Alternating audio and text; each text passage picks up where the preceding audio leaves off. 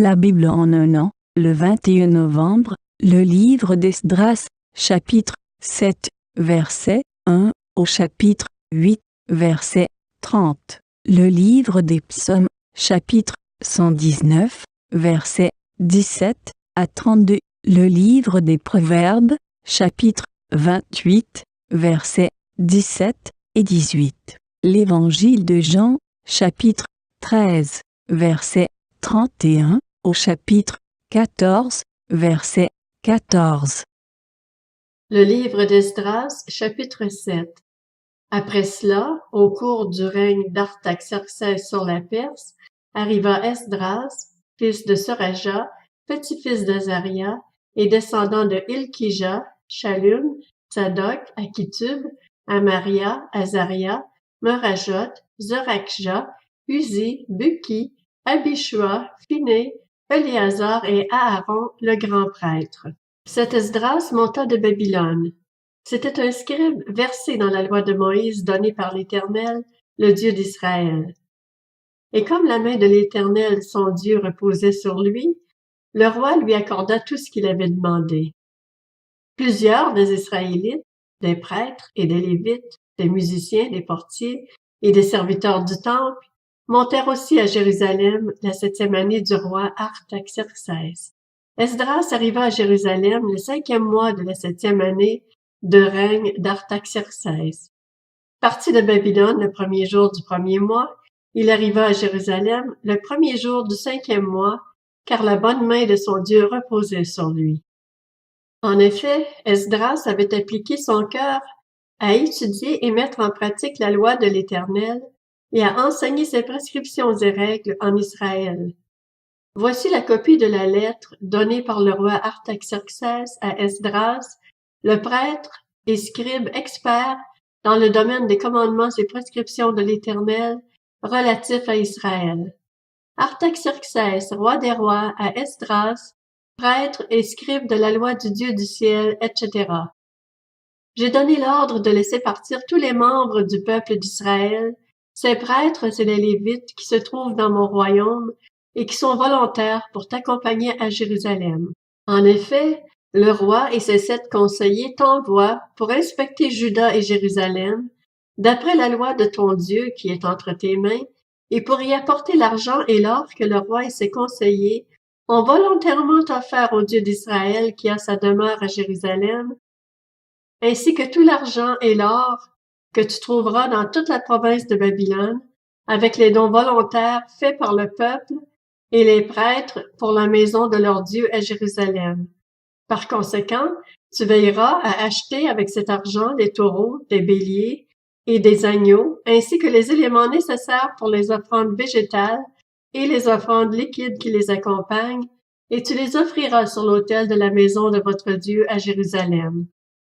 Avec le reste de l'argent et de l'or, vous ferez ce que vous jugerez bon de faire, toi et tes frères, en vous conformant à la volonté de votre Dieu. En ce qui concerne les ustensiles qui te sont remis pour le service de la maison de ton Dieu, dépose-les tous devant le Dieu de Jérusalem. Quant aux dépenses qu'il te faudra encore faire pour la maison de ton Dieu, pourvois-y en puisant dans le dépôt des trésors royaux.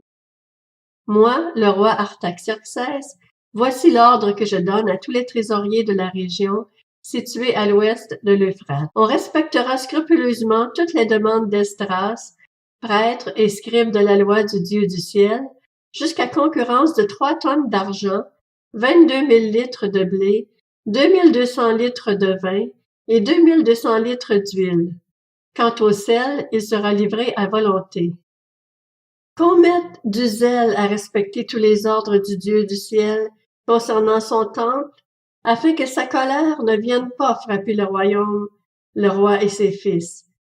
Nous vous informons qu'il n'est permis de prélever aucune taxe, aucun impôt ni aucun droit de passage sur aucun des prêtres, des lévites, des musiciens, des portiers, des serviteurs du temple ou autres assistants de cette maison de Dieu. Quant à toi, Esdras, conformément à la sagesse divine qui t'habite, désigne des juges et des magistrats chargés de rendre la justice pour toute la population de la région située à l'ouest de l'Euphrate, pour tous ceux qui connaissent les lois de ton Dieu et fais-les connaître à ceux qui les ignorent. Toute personne qui ne respectera pas fidèlement la loi de ton Dieu et celle du roi devra être condamnée à la mort, à l'exil, à une amende ou à la prison. Béni soit l'Éternel, le Dieu de nos ancêtres, qui a mis dans le cœur du roi un tel intérêt pour la gloire de la maison de l'Éternel à Jérusalem, et qui a manifesté sa bonté en m'attirant la faveur du roi, de ses conseillers et de tous ses puissants princes. Pour ma part, fortifié par le fait que la main de l'Éternel, mon Dieu, reposait sur moi, j'ai rassemblé les chefs d'Israël afin qu'ils montent à Jérusalem avec moi. Le livre d'Esdras, chapitre 8. Voici, avec leur généalogie, les chefs de famille qui sont montés de Babylone avec moi, sous le règne du roi Artaxerxès. Parmi les descendants de Phiné, Gershon. Parmi les descendants d'Ithamar, Daniel. Parmi les descendants de David, Hattush, un des fils de Shekania. Parmi les descendants de Parosh, Zacharie, et avec lui 150 hommes enregistrés. Parmi les descendants de Pakat-Moab, El-Joénaï, fils de Zorakja, et avec lui 200 hommes. Parmi les descendants de Shekania, le fils de Jacaziel, et avec lui 300 hommes. Parmi les descendants d'Adin, Abed, fils de Jonathan, et avec lui 50 hommes.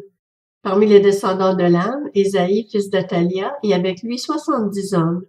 Parmi les descendants de Shephasia, Zebadia, fils de Michaël, et avec lui 80 hommes.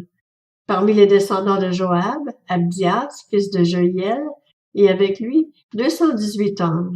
Parmi les descendants de Shelomith, le fils de Josiphia, et avec lui 160 hommes. Parmi les descendants de Bébaï, Zacharie, fils de Bébaï, et avec lui 28 hommes. Parmi les descendants d'Asgad, Jochanan, fils d'Akatan, et avec lui 110 hommes. Parmi les descendants d'Adonikam, les plus jeunes, dont voici les noms. Éliphélet, Jéhiel et Shemaéja, et avec eux 60 hommes. Parmi les descendants de Bigvaï, Utaï et Zabud, et avec eux 70 hommes. Je les ai rassemblés près du fleuve qui coule vers Ahava, et nous avons campé là durant 3 jours. J'ai passé en revue le peuple et les prêtres, sans y trouver un seul lévite. Alors j'ai fait appeler les chefs Eliezer, Ariel, Shemaéja, Elnathan, Jarib, Elnathan, Nathan, Zacharie et Meshulam, ainsi que les hommes intelligents qui étaient Jojarib et Elnathan. Je les ai envoyés vers Iddo, le chef de la localité de Cassifia, et leur ai indiqué avec précision ce qu'ils devaient dire à Iddo et à ses frères, les serviteurs du temple, qui se trouvaient à Cassifia, afin qu'ils nous amènent des assistants pour la maison de notre Dieu. Comme la bonne main de notre Dieu reposait sur nous, ils nous ont envoyé un homme plein de bon sens, qui était un descendant de Machli lui-même, descendant de Lévi, le fils d'Israël, à savoir Chérébia, et avec lui ses fils et ses frères au nombre de 18. Ils ont envoyé aussi Achabia et avec lui Ésaïe, un descendant de Merari, ses frères et leurs fils, au nombre de 20, ainsi que parmi les serviteurs du temple que David et les chefs avaient établis au service des Lévites, 220 hommes, tous nommément désignés. Là, près du fleuve d'Ahava, j'ai proclamé un jeûne d'humiliation devant notre Dieu, afin de le prier de nous accorder un heureux voyage à nous, à nos enfants et à tout ce qui nous appartenait. J'aurais eu honte de demander au roi une escorte et des cavaliers pour nous protéger contre l'ennemi pendant la route, car nous lui avions affirmé, la main de notre Dieu repose sur tous ceux qui le recherchent, afin de leur faire du bien, tandis que sa force et sa colère frappent tous ceux qui l'abandonnent. C'est pour cela que nous avons jeûné et recherché notre Dieu, et il a accueilli favorablement notre prière. J'ai pris à part 12 chefs des prêtres, Chérébia, Achabia et 10 de leurs frères, et j'ai pesé devant eux l'argent, l'or, et les ustensiles offerts à titre de contribution pour la maison de notre Dieu par le roi, ses conseillers et ses chefs, ainsi que par tous les Israélites qu'on avait trouvés.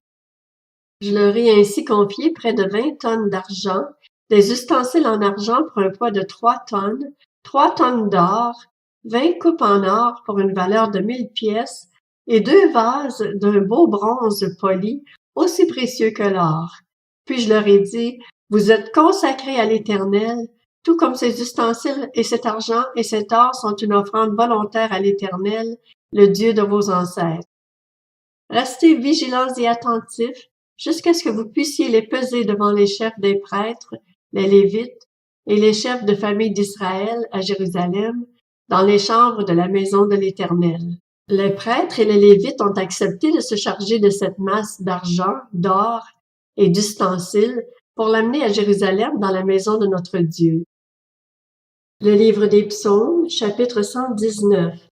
Fais du bien à ton serviteur pour que je vive et que je me conforme à ta parole. Ouvre mes yeux pour que je contemple les merveilles de ta loi. Je suis un étranger sur la terre. Ne me cache pas tes commandements. Mon âme est rongée par le désir qui la porte constamment vers tes lois. Tu menaces les hommes arrogants, ces maudits qui s'égarent loin de tes commandements. Décharge-moi du déshonneur et du mépris, car j'observe tes instructions. Des princes ont beau siéger pour parler contre moi, ton serviteur médite tes prescriptions. Tes instructions font mon plaisir, ce sont mes conseillères. Je suis affalée dans la poussière. Rends-moi la vie conformément à ta parole. J'expose mes voies et tu me réponds. Enseigne-moi tes prescriptions. Fais-moi comprendre la voie de tes décrets et je méditerai sur tes merveilles. Mon âme est accablée de tristesse. Relève-moi conformément à ta parole. Éloigne-moi de la voie du mensonge et accorde-moi la grâce de suivre ta loi. Je choisis la voie de la fidélité, je place tes lois sous mes yeux. Je m'attache à tes instructions.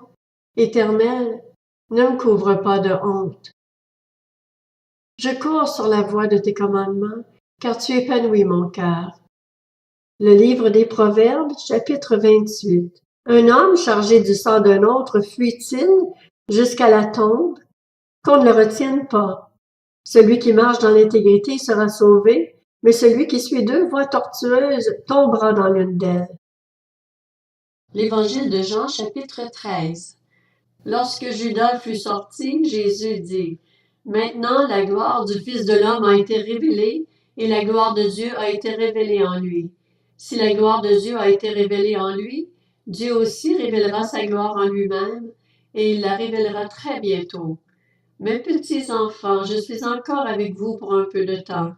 Vous me chercherez, et ce que j'ai dit aux Juifs, vous ne pouvez pas venir où je vais, je vous le dis à vous aussi maintenant. Je vous donne un commandement nouveau. Aimez-vous les uns les autres. Comme je vous ai aimés, vous aussi aimez-vous les uns les autres.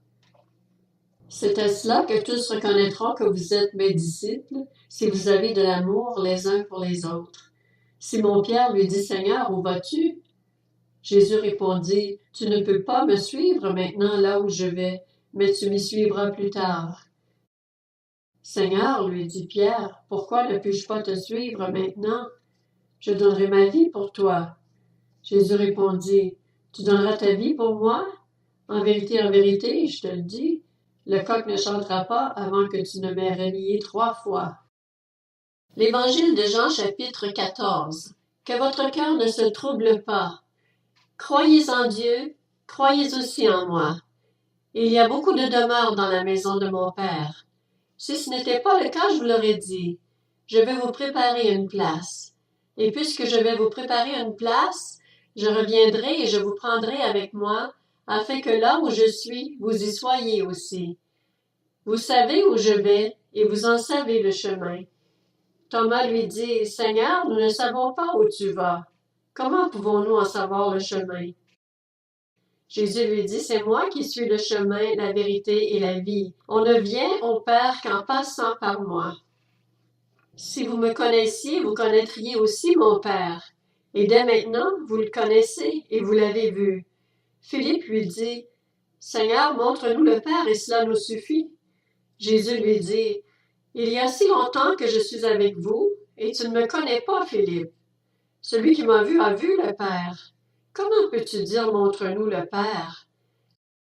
Ne crois-tu pas que je suis dans le Père, et que le Père est en moi?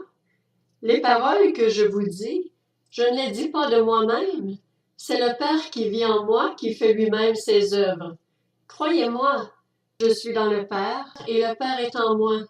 Sinon, croyez-moi au moins à cause de ses œuvres.